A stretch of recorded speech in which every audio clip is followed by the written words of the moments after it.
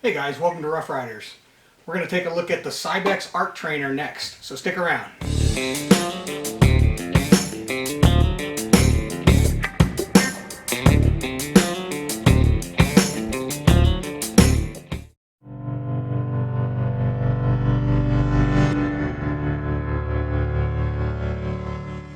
Hi guys, welcome to Rough Riders. I'm Jay Taylor. If this is your first time here, thanks for stopping in, and if you're a returning subscriber, welcome back.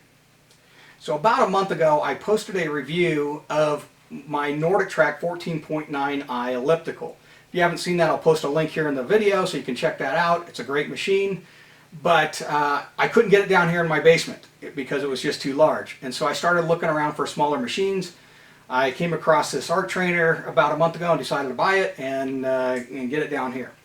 So, I'm going to give you guys a quick walkthrough of this Arc Trainer, kind of what it's all about, talk about the pros and cons. Now, I'm not a fitness expert. I'm just a guy that's, trying to stay in shape because I do a lot of outdoor activities, off-roading and stuff like that. And, this machine's, there to help me do that. Now, a little bit about the Arc Trainer. So this is called an Arc Trainer, as you can guess, because the motion of your feet move in the shape of an arc as you're working out.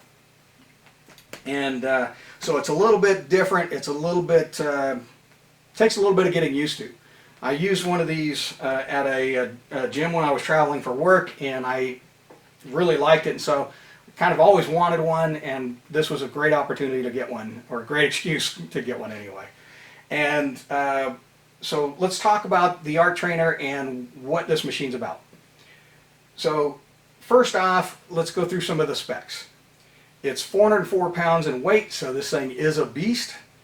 It is 32 inches wide and about 76 inches long and about 60 inches, 59 inches tall. So it's definitely a beast of a machine, especially to move. I tried to find some specs on the flywheel and stuff. Cybex doesn't really post anything, so I'm not sure what the weight of the actual flywheel is, but it is a very, very smooth motion. It has a incline level of 0 to 20 degrees and a resistance level of 0 to 100, so you can get this thing really, really pumping. Total capacity is like 900 watts. Now this is a battery powered unit, so there's no AC plug or anything like that. Your motion generates the electricity that feeds a battery that keeps everything, all the displays lit up and everything. Now they do have an AC power kit you can get for this to plug it in so that you don't have to rely on the battery. But so far this thing seems to be working fine. This machine's about 6 years old. I bought it from a gym about a couple hours north of me here. And this was just a machine that wasn't getting used very often, so the guy was downsizing, and I got a good deal on it. Retail, these things go for $5,000 to $6,000, but you can buy them used from most fitness centers that are clearing them out and stuff, anywhere from $1,500 to $3,500, depending on how old it is and what features and all that kind of stuff it's got with it. I got lucky. I got this for 900 bucks, and so I scooped it up because I knew what these things were actually going for. The machine has 9 different programs pre-programmed in it. So there's 3 weight loss, there's 3 cardio, there's 2 strength training programs, and 1 heart rate based program that tries to keep your heart in a target rate. And I'll show you that here in just a minute. With each program that's in this machine, there is an intensity level that you can set from 1 to 10, which basically changes the starting incline and the starting resistance. The higher the number, the higher the incline, and the greater the resistance that you start out with, and then it just spikes up from there. And that's true with all the programming, with the exception of the heart rate. The heart rate uses your age, your weight, and the heart rate itself, along with your set target heart rate that you put in there to adjust the workout accordingly. Okay, so here's the control panel. along the top you've got your bar graphs right here. You've got your digital readouts here along with the labels that'll show up there. On the left hand side I've got my incline with an LED readout for that. On the right hand side I got my resistance with another LED readout for that. And then I've got my control center here for my quick start, my workouts, my setup, and all that kind of stuff. Some of the models do connect to an iPad, so they have volume control for that, or an iPod. So they got volume controls for that. And then obviously you have your enter button. This right here scans through different displays. It's a different console that uses that button, but I don't have that particular version here. And then this is my up and down for selection, and then obviously my stop button. So as I said, this unit is not AC powered, so it's the workout that actually generates the electricity that goes into a battery and then pulls from there to drive the display. So in order to show you the things, I need to start working it out. As I said, the incline goes from 0 to 20 degrees, and the resistance goes from 0 to 100. So let me show you some of these things. So as I start working out, you'll see it power up. And first thing you notice is that it's really quiet. Now, as I go through my workout, it defaults to an incline of 6 and resistance level of 1. I obviously have control over that with these buttons here at my fingertips. And you can see the heart rate monitor starts working. Now, if I don't make a selection here within another few seconds, it will automatically stop. So I got to hit the quick start button in order to keep going. So right now I'm in a manual mode, and so it asks for your weight and all that kind of stuff. I'll just skip through that. And now what you'll see is the readouts light up. So first off, because I got my hands on the grips on the right hand side, you see it's counting my heart rate. If I take my hands off, it'll go to the metabolic rate. Then you can see the two readouts over here are stepping through. Right now it's on calories burned. It will then go to calories per hour, and then it goes to strides per minute. Then the center display shows the watts of your current workout, the time, and the distance. Now that's just doing a manual workout model. So if I stop this, it'll give me a summary. First it'll give you the pause, and if you don't do anything within 2 minutes or start it back up and within 2 minutes, it will just shut down.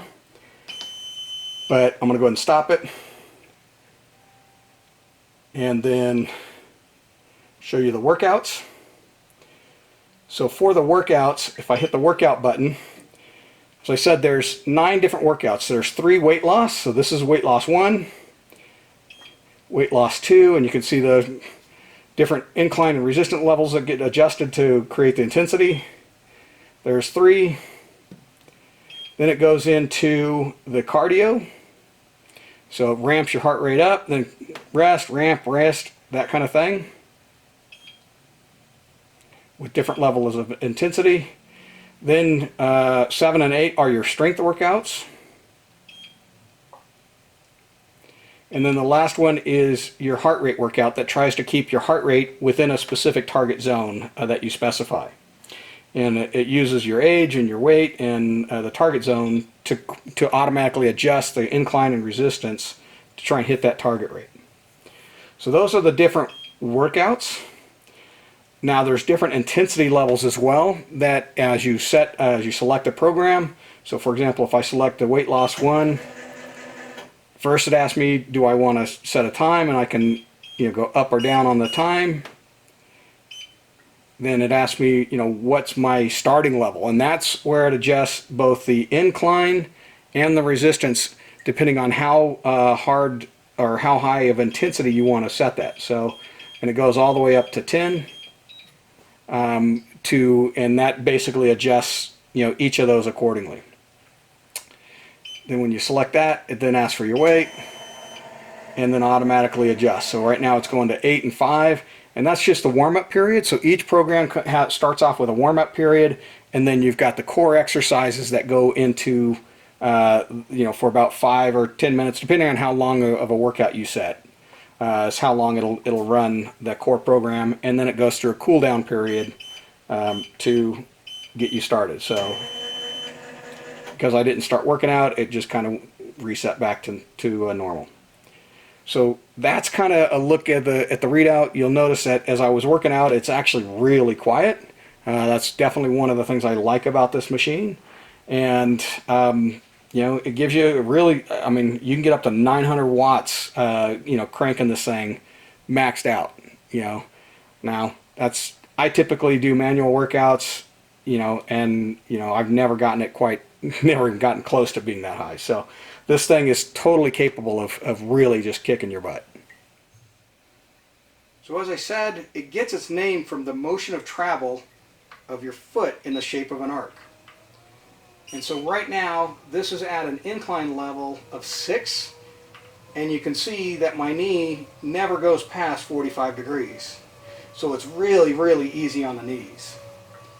Now, as I lower, if I take it all the way down to 0, that shape is about a 12-degree arc. But if I crank it all the way up to 20-degree incline, that arc shape is now 34.5 degrees, I believe. And so it starts to act more like a climber than it does anything else. And so now you can see my knees are getting closer to 45, but never actually go past it. Okay, so let's talk about the pros and cons of this machine, and what are the things I like about it and that I don't like about it. Now, as I said, I'm not a fitness expert, so take what I'm saying with a grain of salt, but this has just been my experience with this machine versus other machines that I've used in the past. So, as I said, about a month ago, I posted a review of my NordicTrack Elliptical. It's a great machine. Do check out that review if you're interested. That machine helped me lose almost 30 pounds, and so I do like that machine quite a bit. But the first problem I had with it was that it was so big, I couldn't navigate the stairs down here to my basement. And so, I've got all, when I go to work out, I've got to work out up there, and then I got to come down here and finish out and stuff. And I actually switch back and forth between cardio and the weights throughout my entire workout, so it was inconvenient. The second problem was my wife couldn't use the elliptical because she had knee surgery. She torn the meniscus in her knee, which is underneath the kneecap, and had surgery, and the elliptical would just cause her pain when she tried to use it. Now, ellipticals by their very nature are less stress on the knee than, say a treadmill is. You're not bouncing on and hitting them hard. But it would still cause her pain when she tried to use the machine, where she doesn't have that problem with this machine. So that was the second problem. As far as the overall features and functionality of this machine, I actually like this machine even better than the elliptical because I don't feel as fatigued when I work out on it. My legs don't feel just as tired, so I can actually do longer stretches of exercise without feeling the fatigue in my legs. So that's one of the things I really like about it. Now, this machine is about 6 years old, so it doesn't have some of the advanced features that I'd like to have. So, for example, like this machine, there's no way there's no speakers or anything on it. There's no cooling fan on it. There's no TV. The fact that it's using block LEDs to me is I would have liked to seen a little bit more active LED display or something like that. But the higher end models do come with those features, and so for the price I paid for this, I can't really complain because I got a really good deal on it. The other drawback is it is heavy to move. So if you have to go up or down a flight of stairs, you're going to need bodies. You're going to need help to do that. I ended up having to use a ramp and slide it essentially down my staircase to get it down here. And so I'm not looking forward to, if we ever move, having to drag this thing back up the stairs, because it's not going to be easy. However, it does come apart quite. You can get like this whole console off and arms. You can get these arms off it here. You can get these legs off it to, you know, strip, you know, a good 100 pounds off the weight if you need to move this. So there you go. That's a quick overview of the Arc Trainer and how it works. And you know, stick around.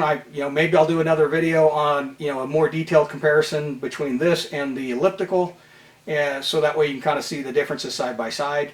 But you know, overall, this is a great machine, and you know, we really like it. If you have any questions, please post them below, and you know, or comments or whatever. And if you like this video, please give it a thumbs up and consider subscribing. And we'll see you next time.